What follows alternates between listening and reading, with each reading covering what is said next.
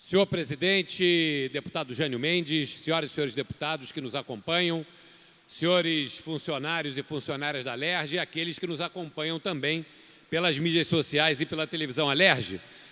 Subo aqui a essa tribuna para tratar de alguns assuntos que acho que mereçam destaque nesse parlamento no momento histórico em que vivemos. E vou começar por um tema federal, que me preocupa muito e eu acho que preocupam todos aqueles que querem e que sonham com uma recuperação na prática política no nosso país. Está em curso no Congresso Nacional a discussão sobre uma reforma política, que na verdade vai ser uma mini reforma política, pois não há tempo e o que está sendo discutido em Brasília não tem a profundidade que sonham e que gostariam os brasileiros. Infelizmente, uma verdadeira reforma política parece que, mais uma vez, ficará para o futuro. Mas foi aprovada na Comissão Especial da Câmara de Deputados um projeto de alteração no ordenamento eleitoral brasileiro, válido já para as próximas eleições. O principal ponto aprovado e que está em discussão agora para ser levado ao plenário da Câmara dos Deputados e posteriormente ao Senado Federal é a implantação do distritão no Brasil. O que é o distritão? Você pega um estado da federação e você dá a eleição a todos os deputados mais votados, independente do partido, naquele determinado estado, sem que haja a proporcionalidade que vive hoje. Hoje nós temos um sistema que os votos, que as vagas, as cadeiras, a Câmara Federal, a Assembleia Legislativa, a Câmara dos Vereadores, as cadeiras são distribuídas pelo tamanho de votos que recebeu o partido. E, claro, dentro do partido, nas cadeiras que lhe foram atribuídas pela votação total na legenda, você tem o ordenamento pelos mais votados. Essa é a regra que está em vigor hoje. O distritão acaba com essa lógica e coloca a eleição diretamente daqueles que são os mais votados, não importando a votação do partido político, não importando a questão programática e as bandeiras que o partido representa. Passa a ser uma votação de indivíduos, de personalidades, e não mais de programas, de ideias e de linhas políticas ou partidárias. Isso tem que ser visto com preocupação, pois o que está sendo em Brasília, claramente, é uma legislação para proteger o mandato daqueles que lá estão. E, certamente, essa modificação for aprovada, nós teremos um índice de renovação na Câmara Federal mais baixo do que se fosse mantida a regra hoje em vigor. Qual é a minha preocupação?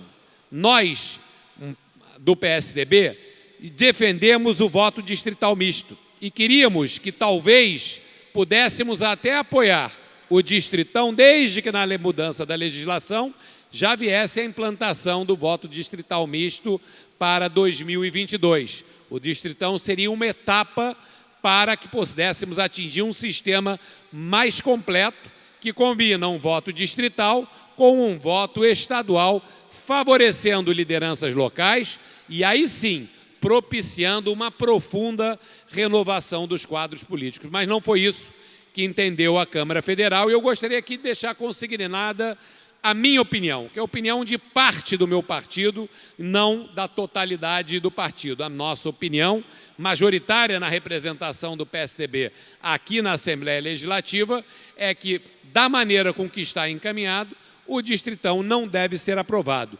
Deve ser aprovado apenas se vier junto com o voto distrital misto, que representaria a oportunidade de um avanço no futuro. E uma outra coisa que eu sou absolutamente contra e que vai totalmente contrário ao que quer a sociedade é a aprovação de um fundo bilionário eleitoral para financiar diretamente as eleições. No momento de crise e de penúria que vive o Brasil, como é que se pode justificar pegar 3 bilhões e 600 milhões de reais ou 0,5% da receita corrente líquida da União Federal para financiar o processo eleitoral, os partidos e os candidatos? Isso não se justifica, não é adequado E eu gostaria de deixar registrada a minha posição contrária ao financiamento, ao fundo eleitoral que está sendo proposto na Câmara dos Deputados. Esperamos que os deputados federais possam refletir e espelhar na sua reflexão a vontade popular. A vontade popular é pela oxigenação do sistema eleitoral, pela possibilidade de haver uma maior renovação, o que não é espelhado pelo Distritão, e é majoritariamente contrária ao financiamento eleitoral com a criação desse fundo, que vai se somar ao já existente fundo partidário.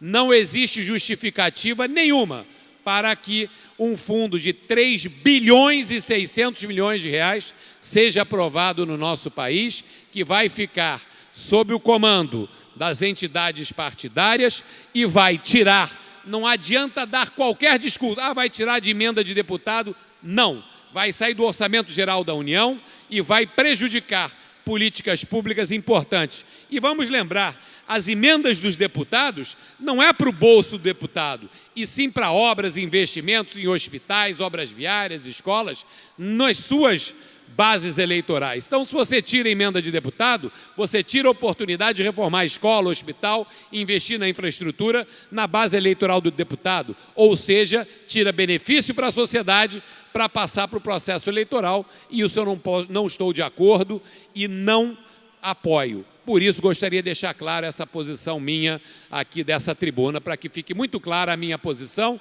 que está em linha com o que pensa aqueles que me colocaram aqui no alto dessa tribuna.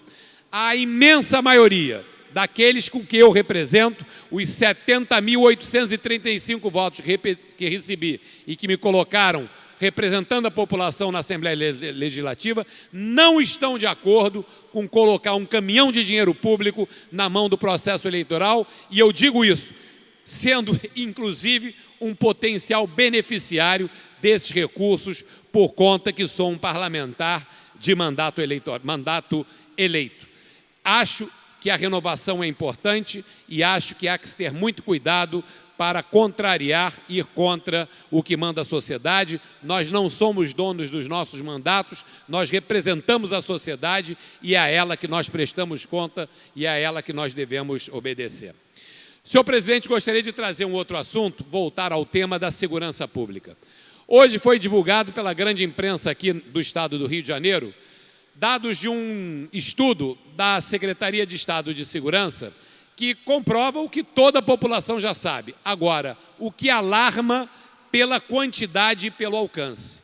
Nós temos mais de 800 territórios, hoje no estado do Rio de Janeiro, na mão de criminosos, aonde a lei não vale, onde o império da violência, da truculência, está na mão de facínoras e criminosos. Mais de 800 territórios.